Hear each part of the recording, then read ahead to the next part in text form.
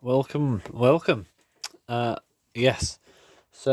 Today's video, you might notice, oh, why is the camera pointing at this weird angle today? That's because the right half of the table is taken up by something else, which is my laptop. And today's video is a bit of a special one. It's part of the series on the workhorse of Westclox, or the Westclox Model 66 movement. Actually, I have remembered to find one. A loose one. Well, this isn't the best example because it's got bits missing, but you get the idea. And if you've seen my previous videos in this series, which I recommend you do watch, the workhorse of Westclox, all about the Westclox Model 66 movement, which is this, then there's a better version there. So yeah, today's video, it's been a while since the last one, but I'm fully ready for it. And we'll be going through some of the product range and my collection of alarm clocks made by Westclox which use that movement. Now in this whole video I'm only going to be talking about ones made in Scotland, so the UK clocks, because that's where we are here. That's the main focus of the channel, always has been, and to cover the American side of things, well, North American, that's USA and Canada, head over to the Gregola Horology Club, where Greg will be discussing similar matters, I presume. As we're sort of collaborating in this series, both Westclox enthusiasts, and it's great to have like an international basing, where I'm doing the UK stuff, which doesn't actually get talked about much at all, to be honest. The most of their Westclox following is in the United States and maybe Canada as well. So over here, Westclox were definitely a thing, but there doesn't seem to be much talk about them nowadays. So I'm changing that by making this video. So what I'm going to do is I'm going to go through my collection. I've gathered all of my Westclox clocks with 66 movements together, plus a special one at the end, which isn't Westclox, but I'll get to that soon. And actually, no, I'll leave that for another video, because it's not a Westclox clock. It has a Westclox movement in it. It's the Metamec. I'm going to do a special video for that, so forget about that. This is all the proper Westclox made Westclox clocks. Okay, so I'm going to go in date order. So the oldest one's first and the newest one's last. Alright, so first of all, we have the this. Now this is what I believe is the first model of clock made in the UK by Westclox. It is the Good Morning, the Type 1 Good Morning. It's gunmetal, the case, gunmetal paint with a nice, I presume it's nickel plated bezel, a white dial, black hands, black numerals, quite basic, but it does its job well, and it has the 66 movement. The model of this is just model 66. So I'm just going to head onto my computer, because I forgot to talk about this one actually when I was doing the research. So we'll just find out what they said about it. So this clock here is from August 1949. I have serviced this one. In fact, I did a couple of videos before about it. The fact it's the first one in my collection. Well, the oldest one. And I can't find anything about this particular early version of it, but around the early 50s, well, sometime between 1949 and the early 50s anyway, probably about 1951, they changed the dial design to match, well, not really to match, but in the style of the Westclox America, which was made in Canada and imported into this country in the 40s, so wartime and before Westclox was set up properly in this country. We had imported Canadian models called the Westclox America, and they looked much like this, but instead of having a nickel bezel, they had a black bezel, painted black, and a different dial design, which you'll see in a second, and different hands. Now, unlike the Westclox America, the hands have not changed since this one, so I'll just show you now. That's it. That's a 1951 apparently, and it says blah blah blah. Well, it doesn't say anything about it, I don't think. It just says it's reliable. Okay, well I thought it would say a bit more about the clock itself. But I've tried to collate as much sort of promotional material about these I can find. I think I've got a complete model list right now. As in, no models undocumented, I hope. So we should have a good coverage. Anyway, I'm talking a lot. Let's get to the chase. So, yes, good morning. Now, it's got the model name stamped in the back. At some point, around 1954 or so, they stopped putting the model name on the back, which is a bit annoying. So we have to use the promotional materials to get the names off. And there was a long time where I was a bit frustrated, as anyone would be, and not being able to give the names to the clocks. But now, after finding some very, very useful gold dust advertising material from the late 50s or so, we can identify the clocks without the model names on the back. And I think, yes, we have a complete coverage. Anyway, that's the good morning. And I believe the good morning was also the basis for this, the Pixie clock. This was called the nursery alarm, as it says on the bottom. It's from 1953, and this one's being restored. But yes, the dial and everything, the colour, well, the colour would have been slightly more yellow and ivory rather than a white. But it has the same 66 movement, the same hands, but just luminous versions.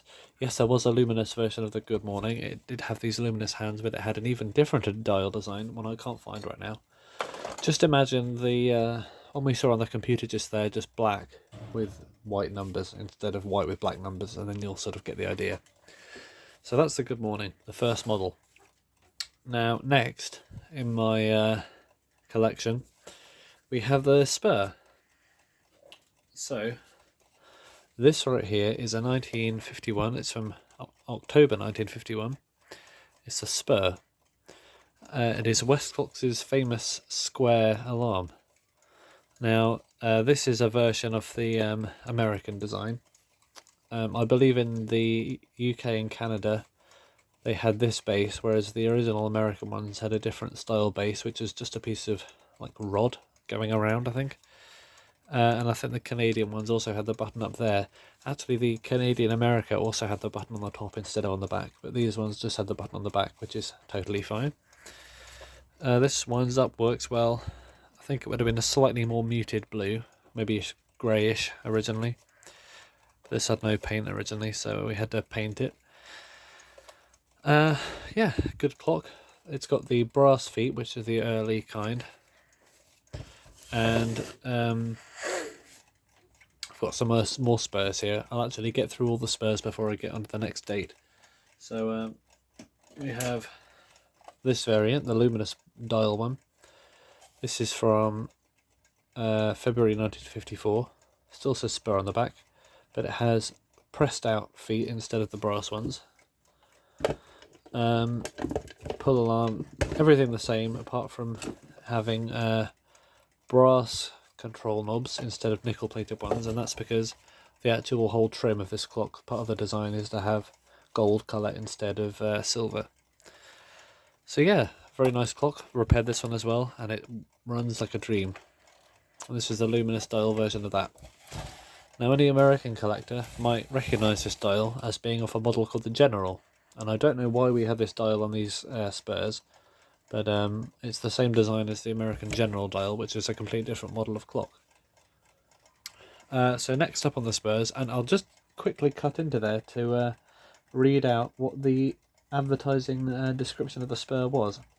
Now, the advertising description is actually from the period of this Spur here, which is from 1960, and I think the advert's a bit older than that, so probably about 1958, but this design was around then. This is a 1960 January or February Spur. As you see, the name of Spur has been replaced by a little sort of round rosette, which is made in Scotland. And after a point in about 1955 or so, they stopped putting the model name on the back and instead gave them this little round thing here, made in Scotland, which is quite a nice thing. It's recognisable and it's nice, but I'd actually prefer to have the model name because it makes it a bit easier to identify them. This is the floral dial one, a bit sort of kitsch, I suppose, isn't it? Pink, floral, but it does have a centre alarm hand. You can see it's a bit stiff, but it's the hand to move the alarm, and annoyingly this key is in the way, so I need to let it run down a bit before I do anything, because my thumb is too big to reach the controls, so bear me a second. There we go. So as you see, the alarm dial is its sweep hand. Well, not really a sweep hand, that's more seconds, isn't it? Maybe it is called a sweep hand, I don't know. But it's a central alarm hand, which points to the dial on the same dial as the other hands, instead of having a little thing up here. However, unlike what I originally thought, this is still called the spur. It's called the spur plane. Yeah, spur plane, because it's not luminous. And I'll just read out what it says. Spur.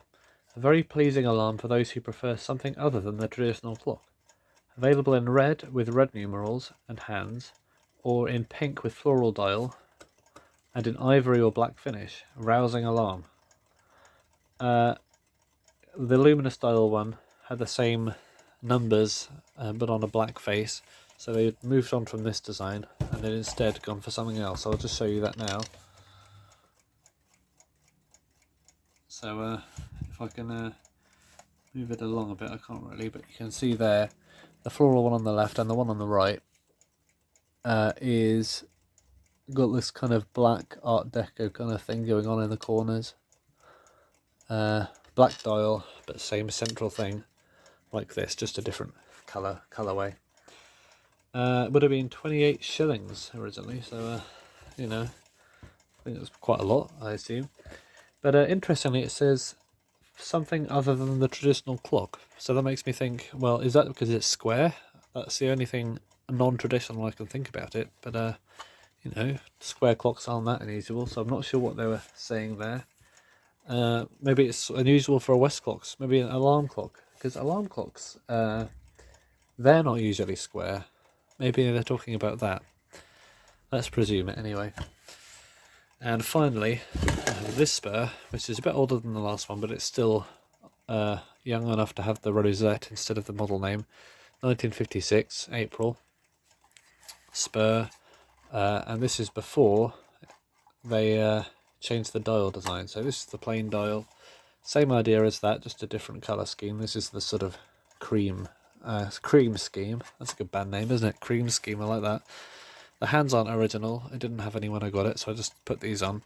But annoyingly, there's no glass either, and replacing the glass on these is really a find another spur kind of situation. And this one, I don't think I'll find much worse of a spur to put to donate a glass for, so I doubt this one will ever have some glass on it. Which is a bit of a shame, but it's a good source of spare parts, and the movement works. I've given it a service, if I remember correctly. I don't know why, to be honest, because it's kind of a bit of a tatty one, but it's good if I want to sort of swap the movement out for a quick spur revival. So that's that. Those are the spurs out the way. However, a close relative of the spur, in fact, I might say, is the tide. Now this goes back to our timeline. This is from June 1952, this one. And this is the tide. And to any American collector, they might think, oh, is that the Logan? The Logan was an American-made, Canadian as well, electric alarm clock, mains powered. And it has the same design as this, or rather this is the same design as that. The electric Logan, however, didn't come around to the UK, not made in the UK, until a bit later. And by which point they changed it again. So the only clock made here with this design is this mechanical version here called the Tide. Same movement, 66. This one's a bit dirty and needs a service, but yeah, there's nothing about it on here. But there is the later version, and I'll just get my Logan out. I know it's not a 66, but it's worth pointing out. You see, by the time the Logan was manufactured in this country, which is probably the late 50s, they'd decided to give it a different design, a more sort of modern design. Now this is the electric Logan self-starting model, I think it's BE2, yeah, model BE2, made in Scotland. It's got the same movement as the American ones, I believe, which I think probably stopped being manufactured around this time anyway. This is from about 1958, 59. And as you can see, it's got this completely different dial and hands. It's got a sweep centre hand. Actually, I believe the American ones also had a sweep second hand. But it's got this interesting plastic dial with this unusual sort of desert, like cracked earth pattern behind it. I'm not sure what else to call that, to be honest.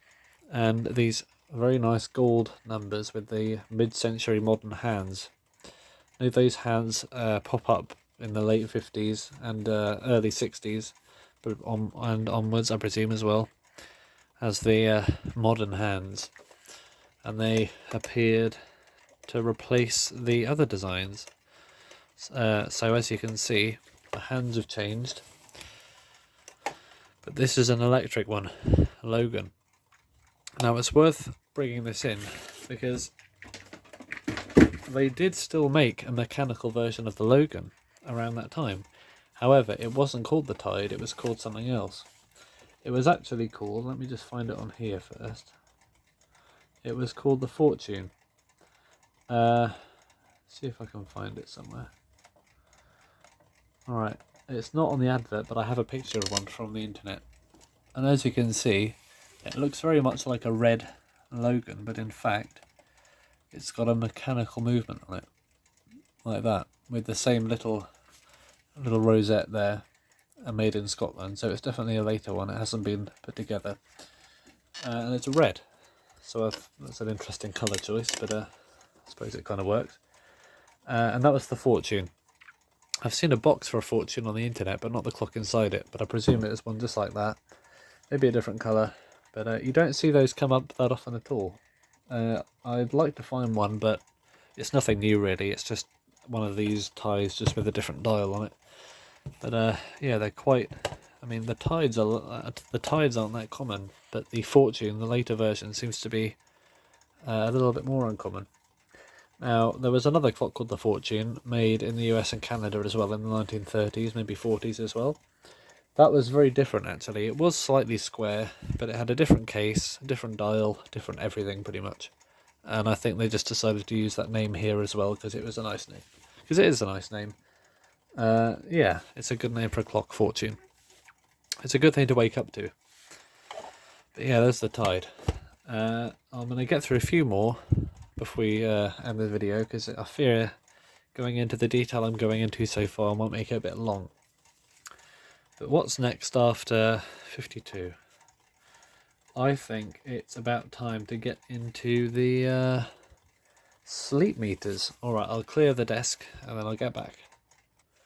So the Westclox sleep meter, which is what this is, sleep meter, this is from March 1957.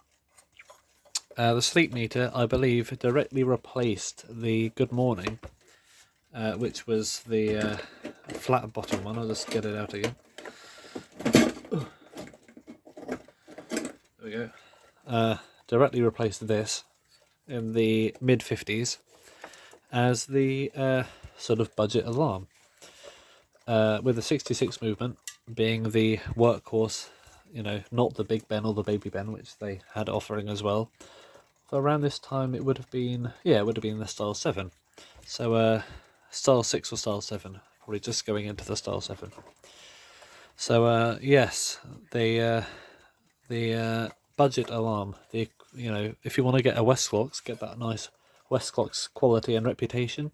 I've got to say, even the cheaper ones are very solid and pretty good up until a certain point, but around this time they were still very solid. This nice Westclox, you'd buy a sleep meter. So a few years ago you would have got a Good Morning, but they got replaced with the sleep meters range. Now, these came in a lot of colours. Now, I have seen, I believe, every single variety of this at some point on the internet. I did have a few myself, but I'll just get all of my current sleep meters out now.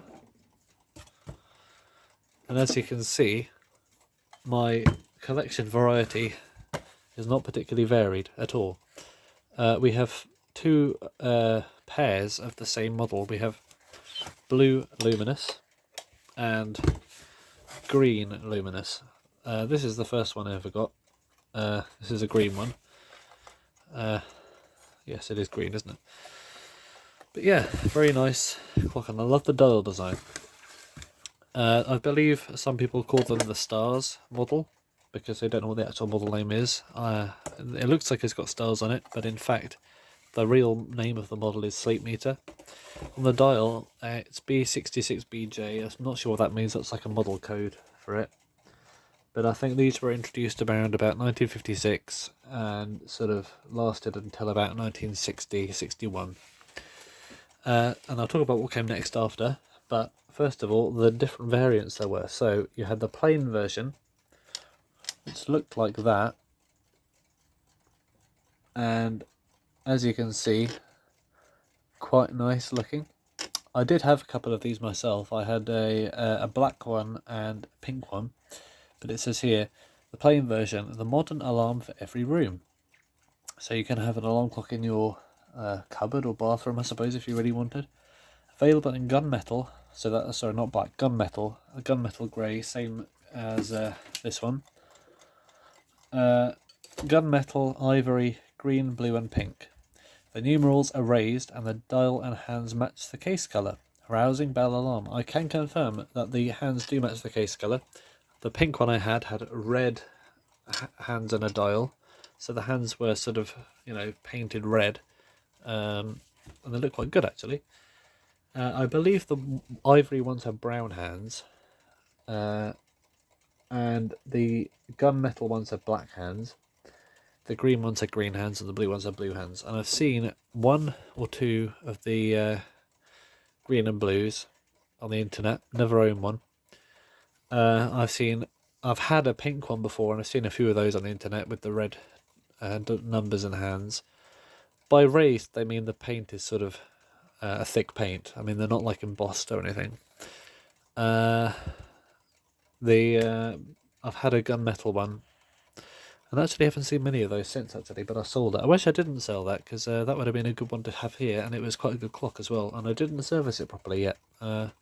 I would like to have gone back and given that a good service, but I think I sold them for £4 each or something, which is, quite good for that.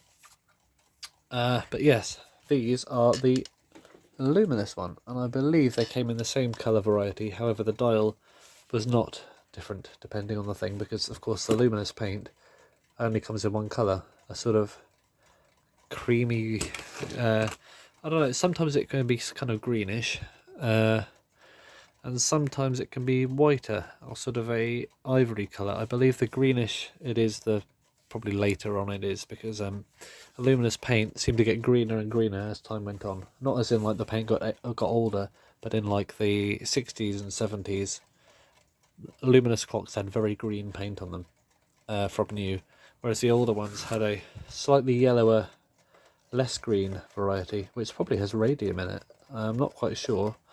So just to be sure, I make sure all of these have glass on them and are sort of stored near a window. I mean, not like on a windowsill, but I think it's best to keep a luminous clock in a room sort of at the window end, because apparently the luminous paint, even if it's like 70 years old, it can give off a gas called radon, and that's quite toxic if you sort of breathe it in. So yes, keep these in a well-ventilated room, preferably. I doubt it's going to do much damage immediately though, so yeah, a little note for the future. But yes, these are the green and the blue ones, and I wish I had some plain dial ones as well as these luminous ones, as nice as these luminous ones are. However, that's all I've got at the moment, but I think having 4 is, plenty for most people. That's the sleep meter. Now I believe the sleep meter was directly replaced after about 1960 by the good morning again. So the good morning originally was one of these, or by the time it got replaced by the sleep meter, it had a different dial. We discussed that earlier. But the good morning came back after the sleep meter again. They were done with this and they decided to move on to something else again. But it's a different design of clock, but they chose to give it the name of good morning. It's a good name for a good clock, good morning. So let me get my good mornings out. So as you can see, I've also got 4 of these, 4 luminous ones as well, but slightly more varied in colour. By this point, I think they still had the same colours, but they also had black. They changed the gunmetal option to black, like black is a black thing. I've got a black one back there. But they also had seemingly a variety of sort of colour trims as well. There's the gold colour trim that came apparently on the what is this colour? Ivory, I suppose, isn't it? The ivory and the blue one. But the the black one as well. Okay, I don't know why this has a I don't know why the black one had a nickel bezel, but brass winders. I suppose I'll have to uncover that secret another time. Maybe they were nickel, but the plating wore off them. I'm just going to go with that because that seems more plausible. Because the black clock with a nickel bezel is, you know, a Westclox running thing. That's what they did. The lighter clocks had a brass trim, but the black ones had a nickel trim. And this would be in line with the late style 7 Big Ben and early style 8 Big Ben. Just about. Around 64 they introduced the 8 style 8, so maybe not quite then. This would be in the end of the style 7 range, because these date from about 1960, maybe 61, to about 1964. And I haven't seen one later than that. So here we have my 4. This one has, as you can see, has a broken glass on it. However, I've kept the broken glass on there because it's got a luminous dial. Don't want to let that nasty gas out too quickly. I suppose there's still going to be gas produced, isn't there? But it's about the radiation more than anything else, actually. I mean, the radiation coming off this is like pew, pew, pew. So it's probably still knocking around in there. This is from October 1962. Not much to say about these, apart from the new design. So this is the good morning. It's amazing they kept this same movement design going. It would have been quite out of date, because the actual movement design dates back further than the factory. The actual design goes back to about the 1930, the year 30. So by this time it would have been a good 35 years old, or 32 years old. But yeah, they kept it going, pretty much exactly the same as it was. So 62, this is my latest one from September 1964, so that goes right at the end. What's the earliest one? 62 again. So these both from October 62, eh? And this one is April 63. So we have 2 from the same month. These probably saw each other in the factory, like, oh hey, how you doing? A nice reintroduction for them. We got this one, then we got this one. I doubt there's much difference in between these in a couple of years. There might be a slight variation in the movement, but I'll discuss that in a future video. I will do a video dedicated to how the movement, the 66 movement, got varied over time. But as you can see back there, I also have a plain dial one. Now, this base is not original, so you can expect it to look like this when it was new, with this base on here.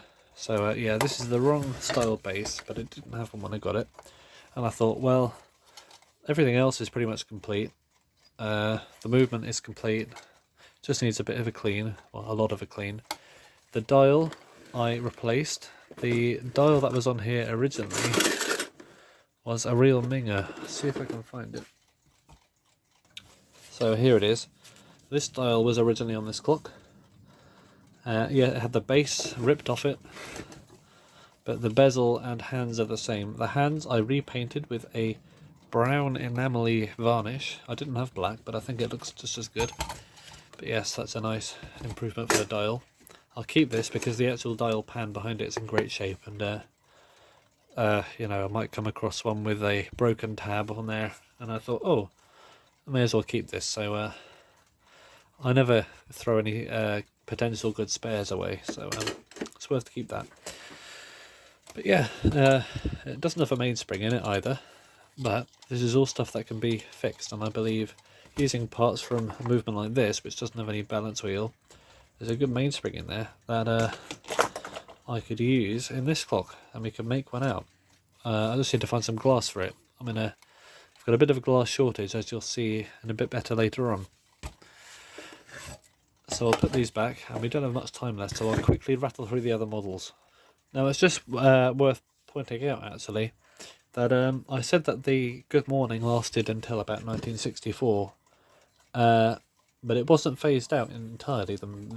This particular incarnation was, however, in the mid to late 60s they brought it back, probably until the 70s as well, with a different movement in it. This is the later movement, the same one as the Baby Ben, but don't tell anyone because the Baby Ben's supposed to be like an upmarket model.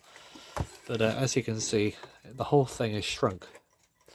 The base is shrunk, the face is shrunk, everything is shrunk. The paint is slightly lighter as well. But yeah, it's been shrunken. But the design's still the same. And in fact, this particular dial design was only short-lived, and in fact they went back to this design. So yeah, it would literally just be a shrunken version of this. I can't find any description on that site about the Good Morning and this variant, because the sort of post-dates the site. This was introduced sometime after the sleep meter, which was mentioned here, so instead that site describes this clock instead of the later Good Morning here. But I do have a description for this version here, and I presume they'll be the same description, so we'll just get that. So describing this one here, in fact, this particular design of dial, ooh, I jumped over my words there for a second. This particular design of dial, which is only short-lived from about 1968, about only I think, because soon after they changed back to this design. Maybe this was not popular for some reason, I don't know, too mid-century maybe, ooh, too space age.